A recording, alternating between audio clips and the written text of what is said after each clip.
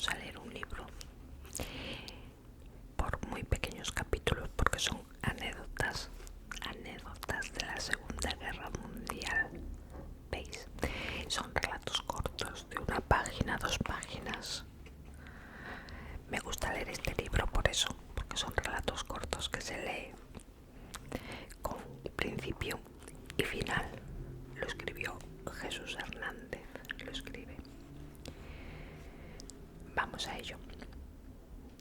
Sesión de fotos en la azotea del Reichstag. Espera, como aún no he empezado a leer, después leo del tirón, pero la pronunciación me la voy a inventar. Reichstag. A saber cómo se escribe. Puede haber algunas, o sea, cómo se pronuncia, puede haber algunas palabras así, pues me las voy a inventar. Lo intentaré hacer lo mejor posible, pero vale, ya está. A por el libro. El símbolo gráfico por excelencia de la caída de Berlín y por extensión del final del nazismo es una conocida fotografía en la que se ve a unos soldados soviéticos colocando la bandera roja en el lugar más alto del Reichstag. Me he ido a buscar la foto, es esta. Es que le quería poner imagen. Vale. Para conseguir esa imagen fue necesario antes vencer la encarnizada resistencia alemana organizada en los alrededores y en el interior del emblemático edificio. Un total de 5.000 soldados, la mayoría miembros fanáticos de la Waffen-SS, fueron los encargados de defender el Reichstag, convirtiéndolo en una auténtica fortaleza. Para ello se minaron todas las calles que conducían al edificio. Se colocaron barricadas y se cavaron trincheras y fosos antiataque. Los alemanes dispusieron varias piezas de artillería en el exterior y se hicieron fuertes en los sótanos, reforzados con vigas de acero y hormigón. Los combates fueron de una dureza indescriptible, obligados a los contendientes a luchar cuerpo a cuerpo por cada una de las alas del edificio. Finalmente murieron más de la mitad de los defensores, pero los soviéticos también tuvieron que sufrir un buen número de bajas. Hasta ahora se creía que la famosa instantánea capturaba el momento justo en el que se izaba por primera vez la bandera roja en el tejado de Reichstag, al anochecer del 30 de abril del 1945. Cuando la lucha aún continuaba en los sótanos, los combates no finalizarían hasta la mañana del 2 de mayo, cuando se rindió el último reducto germano. Sin embargo, la apertura de los archivos secretos de la Unión Soviética tras su disolución desmintió que la imagen fuera de aquel día. En realidad, y al contrario que la foto tomada en Iwo-Jima, se trataba de un montaje. El fotógrafo de guerra, Yves Chaldey, de la agencia de prensa de ASS, preparó la escena el 2 de mayo, cuando el Reichstag estaba ya asegurado. Para ello pidió a varios soldados que posasen de esa manera, colocando la bandera en la parte más alta del edificio. De las numerosas fotos resultantes de la sesión, escogió la que luego se haría universalmente conocida. Además, la imagen resultante fue retocada. La original mostraba un reloj en cada una de las muñecas del soldado que aparecía en la parte inferior, resultado del saqueo al que los soviéticos sometieron a los berlineses, por lo que el reloj de la mano derecha fue borrado en el laboratorio. También se añadieron a la parte superior de la imagen grandes y espesas columnas de humo para dar idea de que todavía se estaban produciendo combates en las calles de la capital en el momento en que se tomó la instantánea. La histórica fotografía sería publicada por primera vez el 13 de mayo en la revista ilustrada Oganchok. A partir de ahí sería ampliamente reproducida en todas las publicaciones soviéticas e incluso en sellos de correos. Sobre la identidad del soldado que enarboló la bandera roja sobre el Reichstag durante décadas, eso no recayó en un sargento georgiano llamado Meliton que sería distinguido como héroe de la Unión Soviética.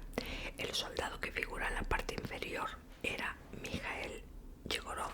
Sin embargo, la identidad real de los protagonistas es objeto de controversia. Algunos autores aseguran que el soldado que sostenía la bandera era un ucraniano, Alexei Kovalev, pero por motivos políticos le condenaron al anonimato. En realidad ese honor debía corresponder al hombre que realmente colocó por primera vez la bandera roja en el emblemático edificio a las 22:40 del 30 de abril del 45, el ruso Mikhail Petrovich, cuando todavía se estaba combatiendo en las salas y pasillos del Reichstag. Mining y otros 3 hombres se ofrecieron para subir a la azotea y plantar allí la bandera con la promesa de los superiores de que si lo conseguían serían nombrados héroes de la Unión Soviética, puesto que Stalin había exigido que antes de que acabase esa jornada la enseña debía ondear sobre el Reichstag. Pertrechados con una linterna y corriendo un gran riesgo, lograron llegar al tejado. Decidieron alojar la cañería que haría las funciones de mástil en una enorme estatua de bronce que representaba un caballo. Mining fue ayudado por sus compañeros a subir a la estatua y así pudo plantar la bandera. Por desgracia para ellos, en ese momento no había ningún fotógrafo para inmortalizar la escena, aunque como ya era de noche hubiera sido difícil obtener una buena instantánea. También se ha especulado con que fue el propio Stalin el que animó al departamento de propaganda a conseguir esta histórica fotografía, a contemplar con envidia la gran difusión que estaba teniendo la imagen de los soldados norteamericanos izando la bandera de las barras y estrellas en Iwo Jima. Por lo tanto, según esta hipótesis, el dictador soviético decidió contrarrestarla con una escena similar, pero sustituyendo el monte Suribachi por la azotea del Reichstag. Curiosamente, las historias de las fotografías de Iwo Jima y el Reichstag serían paralelas. Todos los reconocimientos serían para los que enarbolaron las banderas por segunda vez. En el caso de Mining y sus hombres, aunque se les había prometido que serían nombrados héroes de la Unión Soviética, tuvieron que conformarse con una condecoración de rango mucho más modesto, la Orden de la Bandera Roja. Pero lo peor es que durante toda su vida tuvieron que contemplar cómo los honores de la heroica acción recaían en otros hombres cuyo mérito apenas había sido participar en una apacible sesión de fotos. No sería hasta 1995 cuando a Minin se le reconoció por fin su mérito. El entonces presidente Boris Yeltsin, con ocasión del 50º aniversario del final de la Segunda Guerra Mundial, le rindió honores oficiales por haber sido el primero en conseguir que la enseña soviética ondease sobre el Reichstag. Vamos a por otra. La bandera francesa más extraña de la historia se titula. El 8 de mayo del 45 se firmó la rendición de Alemania ante los aliados. La ceremonia se celebró en Berlín. Estaba previsto que por parte de las potencias occidentales firmase su máxima autoridad el general Eisenhower, pero en el último momento se consideró más adecuado que lo hiciese un representante de menor rango, pues el que iba a firmar en nombre de la Unión Soviética, el mariscal Zhukov, era tan solo comandante de un grupo de ejércitos. Así pues, la ausencia de Ike, el sobrenombre con el que era conocido Eisenhower, obligó a que tuviesen que firmar los representantes del ejército norteamericano y británico. Pero el general francés Charles de Gaulle exigió que estuviese presente también un compatriota suyo en la mesa de capitulación para estampar su firma en el documento, al mismo nivel que las otras potencias vencedoras. Esto produjo cierto malestar entre el resto de las fuerzas aliadas, debido al escaso peso que habían tenido el país galo en la derrota germana. Sin embargo, finalmente se aceptó que el general francés Jean de La Treille pudiese incorporarse a la firma. capitulación de Alemania en nombre de Francia. Todo estaba preparado para la histórica ceremonia cuando de la Torre reparó que en la sala estaban presentes la bandera de todas las potencias aliadas, excepto la de Francia. Como no se encontró ninguna bandera francesa, se tuvo que recurrir a la improvisación. Así, unas muchachas rusas se dedicaron a buscar telas que pudieran utilizarse para confeccionar rápidamente la enseña gala. El color blanco fue el más difícil de encontrar. Se recurrió a una sencilla sábana. Obtener el azul resultó un poco más complicado, aunque un mono de trabajo de ese color fue suficiente. Para conseguir la tela de color rojo, habría sido más fácil y menos desagradable utilizar una bandera soviética al ser totalmente roja, pero fue una bandera del Tercer Reich la que sirvió para confeccionar el símbolo de Francia. La anécdota no quedó ahí. Las improvisadas modistas rusas cosieron las 3 telas en sentido horizontal, no vertical. Cuando Delattre vio la obra resultante, se indignó y aseguró que aquella bandera era la de Holanda y no la de Francia, y que no pensaba firmar hasta que tuviera ante sus ojos una auténtica enseña francesa, con el azul, el blanco y el rojo en sentido vertical. Finalmente las muchachas acertaron a colocar las 3 franjas de la manera correcta y la accidentada ceremonia pudo comenzar, presidida por la bandera francesa más extraña de la historia. Pues sí. Vamos a por otra. Se titula Un traductor marca el destino de Japón.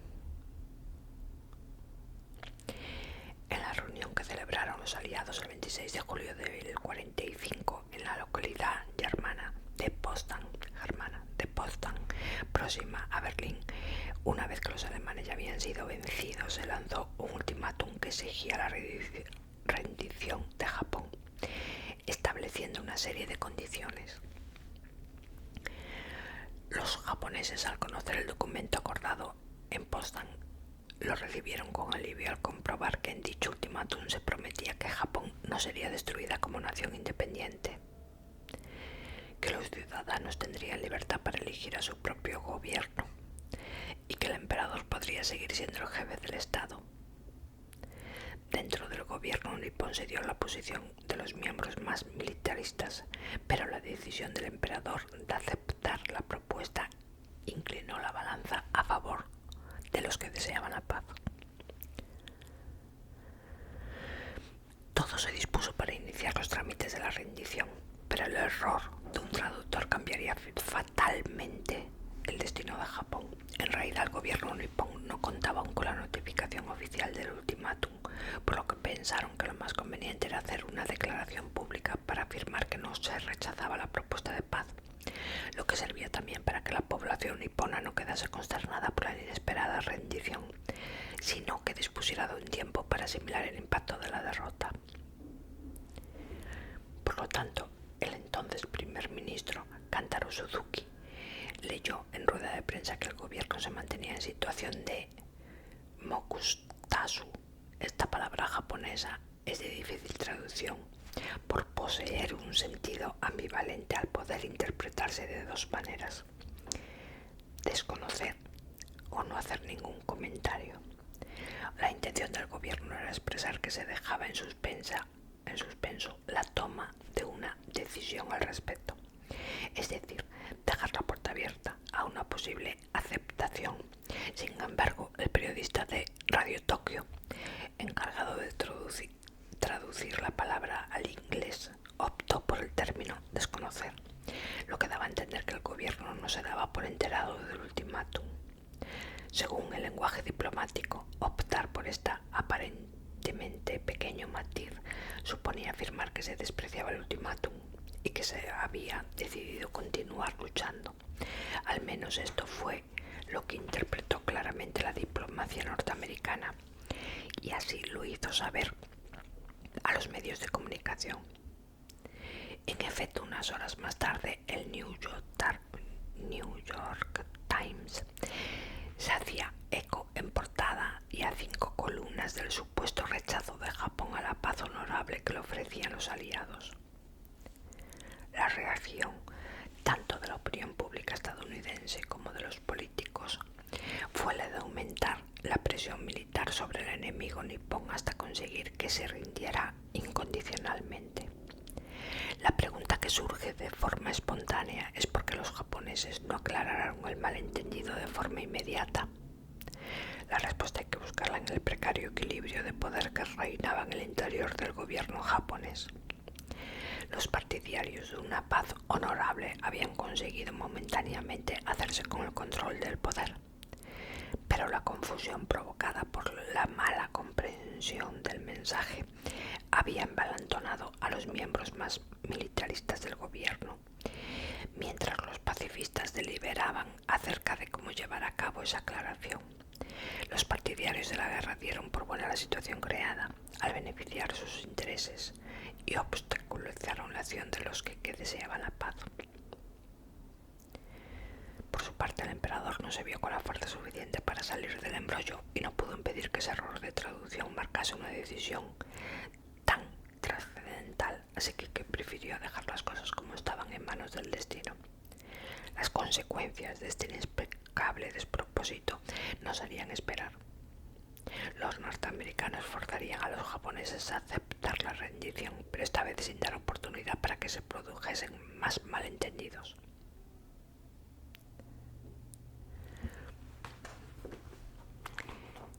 Curioso.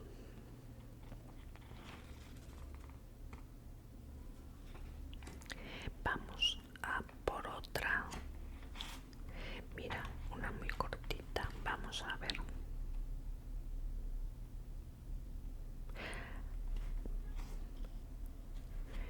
No, mira, el capítulo 2 va todo de ideas geniales y ocurrencias extravagantes. Va dedicado a eso. Vamos a ver. Esto parece curioso. A ver. El relojero fantasma de Scapa Flow. Uno de los contados éxitos de la marina de la guerra alemana, la Kriegsmarine, durante la Segunda Guerra Mundial fue la Operación Baldur. Su objetivo era conseguir que un submarino realizase una incursión en la base naval británica de Scapa Flow, situada en las Islas Orcadas, cercanas a la costa norte escocesa, y torpedease allí a los buques que se hallaban fondeados. Esta misión imposible se intentó en la Primera Guerra Mundial, pero se reveló como algo inalcanzable debido a las fuertes medidas de seguridad de los accesos a este extenso fondeadero natural. Una vez iniciada la guerra, los ingleses sabían que los alemanes volverían a intentarlo, por lo que aumentaron las obstrucciones en las diversas entradas mediante la colocación de barcos hundidos, además de situar en todas ellas redes antisubmarinos. La Kriegsmarine era consciente de que era inferior a la marina de la guerra británica, la Royal Navy, por lo que deseaba propinar un impacto brutal en el orgullo de su enemigo. Para ello recurrió a sus temibles submarinos, los U-Boote. Así, el jefe de la fuerza submarina, el almirante Karl Donitz, decidió que ese primer golpe se diese precisamente en Scapa Flow, para lo que eligió el sumergible U-47 comandado por el teniente de navío Gunther Prien. El 13 de octubre del 39, el U-47 se situó en el fondo marino frente a la entrada del fondeadero. Esperó allí, agazapado a la llegada de la noche, cuando comenzó a avanzar por la superficie sin ser visto, esquivando así las trampas submarinas. Al llegar a las redes antisubmarino formadas por gruesas cadenas, se sumergió para esquivarlas por debajo. Una vez dentro de la base, disparó sus torpedos, hundió el acorazado y dejó averiado el repulse. A la 1:20 horas consiguió salir de la bahía y puso rumbo a su base en Kiel. Aunque las consecuencias materiales del ataque sobre la flota británica fueron de poca consideración, al perder tan solo un buque, la misión logró su objetivo de poner en cuestión la histórica superioridad inglesa de los mares. La marina alemana y todo el país celebraron la osada incursión de Prien, apodado apodado desde entonces el Toro de Scapa Flow, Prien se convirtió en un héroe muy popular. Le hicieron numerosas entrevistas en radio y prensa y recibió de manos de Hitler la codiciada Cruz de Caballero de la Cruz de Hierro, aún reconociendo la habilidad de Prien para introducirse en la bahía. Los rumores en Londres y Washington apuntaban a que el submarino debía de haber recibido algún tipo de ayuda desde el interior de la base para poder entrar eludiendo todos los obstáculos. Era inconcebible que alguien golpease de ese modo el orgullo de la flota británica sin haber recurrido a una fuente de información privilegiada. Ese supuesto espía fue conocido como el fantasma de Scapa Flow. Un buen número de agentes del servicio de contraespionaje británico, el MI5, se extendió por la región a la caza y captura del informador, sin que sus pesquisas obtuvieran otro resultado que alarmar a la población, que pasó a ver espías nazis por todas partes. Sin embargo, un periodista norteamericano residente en Nueva York, Kurt Ries, reveló a principios del 42 la ayuda con la que había contado Prien para atacar Scapa Flow. Publicó su artículo en el diario Saturday Evening y todo el mundo quedó impresionado por la historia que había descubierto. Según Ries, el fantasma de Scapa Flow era un ex oficial de la Marina alemana, veterano de la Primera Guerra Mundial, llamado Alfred Waring, nacido en Hannover en 1875. Era moreno, de mediana estatura, simpático y culto. De carácter solitario, había permanecido soltero y su única pasión era la vida en el mar. Su hoja de servicios describía que le habían encargado trabajos de inteligencia. Una nota decía: excelente oficial, escrupuloso, muy atento y agudo observador.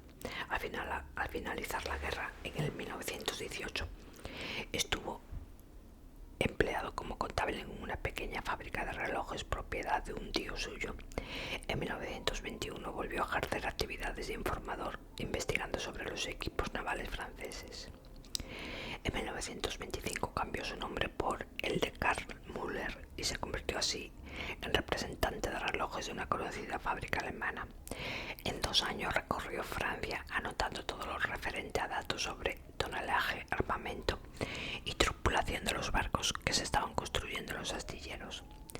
En 1927 el supuesto Müller fue llamado a Berlín y se le encargó una misión excepcional. Debía descubrir el secreto de las barreras que impedían la entrada a la base de Scapa Flow, aunque en esos momentos se veía lejana la posibilidad de un nuevo conflicto armado con Gran Bretaña. La marina germana sabía que tarde o temprano volvería a vérselas en la flota inglesa, por lo que debían preparar el enfrentamiento con antelación. Un mes más tarde, el relojero Müller partía hacia Holanda con una nueva identidad: Joaquín van Schullerman. Sus cabellos eran entonces rubios, llevaba bigote y unas gafas oscuras. Debido a un accidente que le afectó la visión, según explicaba, pasó 1 año en Holanda vendiendo relojes y cronómetros y perfeccionando el oficio de la relojería. Finalmente, en 1929 se trasladó a Suiza con el nombre de Albert Oertel. Esta sería la identidad que la acompañaría hasta el final. Al verano siguiente, el falso Albert Oertel abandonó Ginebra y se trasladó a vivir a Londres, provisto de su pasaporte suizo. Con increíble paciencia esperó otros 2 años, continuando mientras tanto con su trabajo de relojero, hasta que en 1932, cuando tenía ya más de 60 años, solicitó y obtuvo la ciudadanía británica, estableciendo su negocio en Petham, cerca de Canterbury. En la primavera del 33, Oertel dejó Londres y marchó a Escocia. Finalmente se estableció en Kirkwall, una pequeña localidad situada a pocos kilómetros del fondeadero de Scapa Flow. Allí abrió una tienda de relojes suizos y no tardó en hacerse popular al ser el único relojero del pueblo. Era un hombre discreto y afable que se ganó la amistad de todos. Su ligero acento extranjero no despertó ningún tipo de sospechas y menos en una persona que cada semana acudía devotamente a la iglesia. El supuesto Albert Oertel pasaba todo el día en el taller de relojería, tan solo lo dejaba para realizar frecuentes paseos por las colinas que rodeaban la bahía de Scapa Flow. Además, todas las tardes tomaba una cerveza en la taberna del puerto, en compañía de pescadores y marineros, escuchando atentamente sus conversaciones. Allí podía conocer de primera mano informaciones curiosas e interesantes. Por ejemplo, se enteró de cómo superaban los pescadores las barreras militares de acceso a Scapa, dejando arrastrar por la corriente durante la marea alta. También descubrió cómo evitar los campos de minas situados alrededor del fondeadero, o aprendió a distinguir a los centinelas sobre los canales que llevaban al exterior de la bahía, además de la manera de aprovechar la niebla para acercarse a los islotes que rodeaban la base. Cuando volvía a casa, el relojero cerraba la puerta y las persianas. Se sentaba en su despacho, pero no para arreglar relojes, sino para extender un gran mapa de la bahía en el que iba reproduciendo su sistema defensivo, localizando las barreras de compuertas eléctricas, las redes antisubmarinos, los campos de minas, los reflectores de luz o las baterías antiaéreas. Además, iba notando cuidadosamente todos los movimientos que se producían en la base y que podían observar durante sus paseos, ya fueran entradas y salidas de buques o llegadas de tropas y vehículos. Con todos estos datos, Oertel intentaba descubrir el modo de penetrar en esa fortaleza naval que los británicos consideraban inexpugnable. Afortunadamente para los alemanes, el relojero dio con la solución el 12 de septiembre del 39, recién comenzada la guerra. Una vez diseñada la incursión, remitió el siguiente mensaje a Berlín: ha llegado el paquete. Espero una nueva partida dentro de este mes. Ruego confirmación. Los servicios de inteligencia de la Kriegsmarine no se lo podían creer. Aquellas inocentes palabras significaban que la marina alemana tenía la llave que le iba a permitir entrar en Scapa Flow. 2 días después, con el pretexto de la muerte de su madre, Albert Oertel dejó Kirkwall, llegó a Londres en tren. Desde allí, mediante otra carta en clave, en la que esta vez hablaba de los relojes que había vendido y de los que no había podido vender, describía minuciosamente el plan para entrar en el fondeadero. Como hemos visto, la operación Baldur culminó con un éxito rotundo gracias a las indicaciones del paciente relojero. A partir de aquella fecha se perdía la pista de Oertel. Según una versión, no regresó nunca más a Kirkwall, pero residió algunos meses en Gran Bretaña hasta que logró llegar a Alemania en mayo del 40. Para otros, aunque el diario de navegación del U-47 no lo mencionaba debido seguramente a su carácter secreto, el comandante Prien, que sabía de la existencia del espía, antes de abandonar Scapa Flow, envió un bote para recogerle en algún lugar de la costa.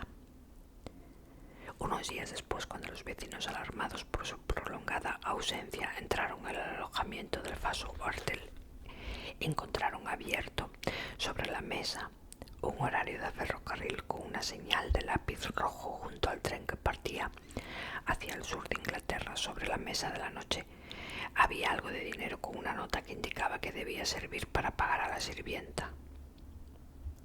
Se volvió a cerrar la casa de Oertel y así permaneció a la espera de que su propietario regresase algún día.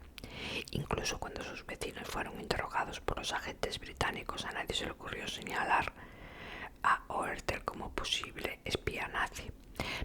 No sospechaban que gracias a las informaciones que inocentemente habían ido proporcionando al relojero, habían hecho posible el ataque del submarino alemán a la base naval.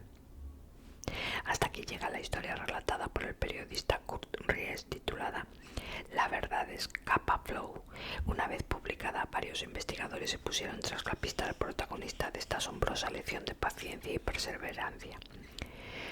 Pero inexplicablemente, el hombre que había apuntado Ries no figuraba en ningún registro de la marina alemana de la Primera Guerra Mundial. Tampoco nadie conocía al relojero en las empresas con las que Ries aseguraba que había trabajado. El fantasma de Scapa Flow parecía hacer honor a su nombre.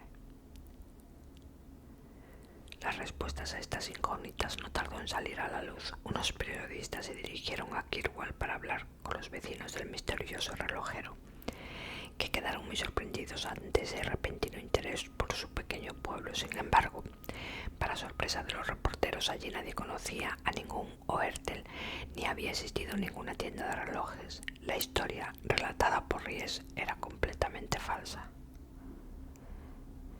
Curiosamente, cuando los alemanes tuvieron conocimiento del artículo publicado por el Saturday Evening, confirmaron de inmediato su veracidad, aun sabiendo obviamente que era una invención, puesto que preferían disfrutar de aquel repentino baño de prestigio de su red de espías.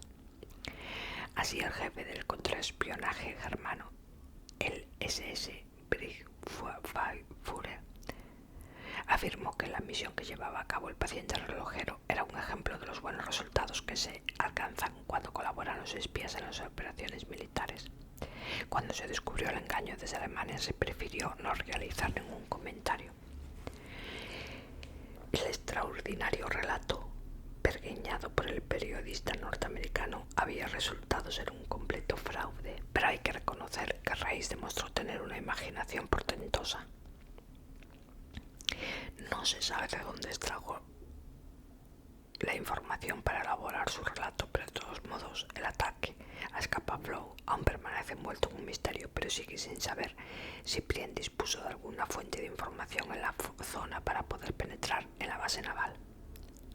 Para el jefe del MI5, al finalizar la guerra del mayor Bernenkel, no había duda. Los alemanes contaron con información real y actualizada para llevar a cabo su ataque.